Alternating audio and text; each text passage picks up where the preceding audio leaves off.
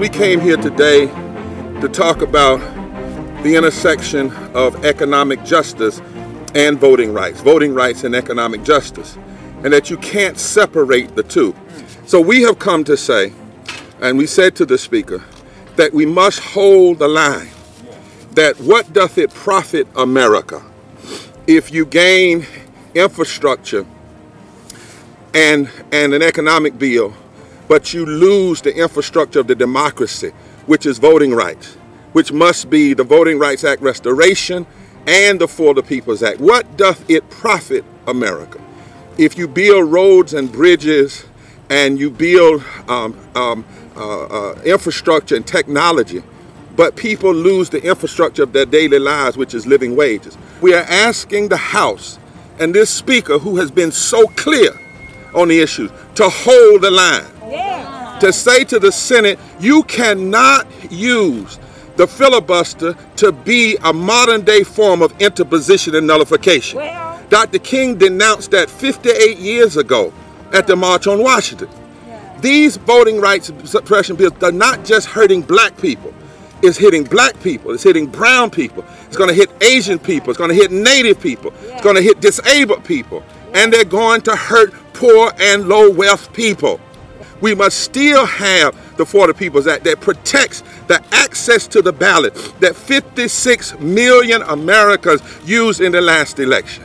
I welcome the comments that you have made about policy and the connection between voting rights and policy progress for the people. I thank the Poor People's Campaign because, as many of you have heard me say again and again, President Lincoln said public sentiment is everything. Yes. With it you can accomplish almost everything, without it practically nothing. But for the sentiment to prevail, people have to know. That's right. Yeah. And so I thank the campaign for making sure people know.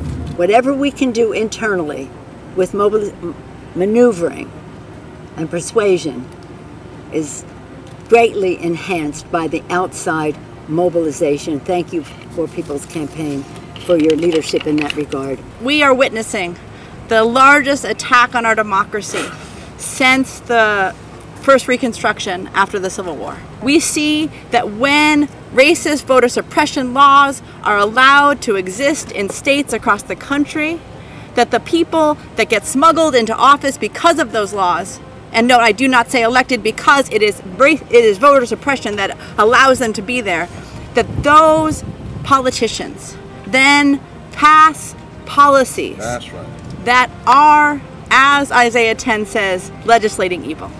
It does not have to be this way. Does not have to be. People can come together, organize together, and realize a living standard that can raise everybody up. We look forward to continuing to work with any administration that is willing to build from the bottom, ensure our voting rights, and make sure that we realize economic justice right here, right now, for absolutely everyone. I want a $15 minimum wage. Yeah. I have worked my whole life. I'm not lazy, but I am poor because of the policies that has been enacted. We've seen January the 6th, and I'm scared to death of the political insurrection I'm seeing in the states and in my halls of Congress. We got to have federal help.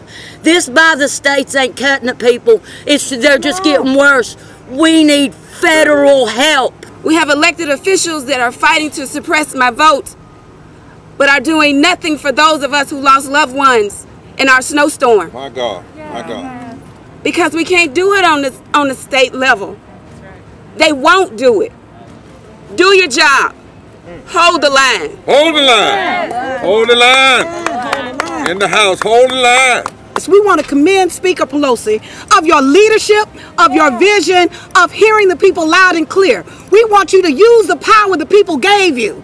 And we're assuring her that we want you to hold the line. And if you hold the line inside the House, we got you in the streets. That's right. And what we have learned in North Carolina is that when you keep faith with the people, and when you hold the line, we will win. We need federal standards. We know that we can't do it state by state. We've been fighting each state. We've been filing litigation in every state that we can, but we cannot fight against what is coming at us without federal intervention. What doth it profit America if we hold on to a filibuster and lose our children, and lose our workers, and lose our voting rights? What doth it profit America if it gains infrastructure and gains a bill but loses its soul? Do it all, not some of it. It can be done. This is the time. Madam Speaker, we thank you so much. Hold the line in the House, and we'll hold the line in the street. That's right.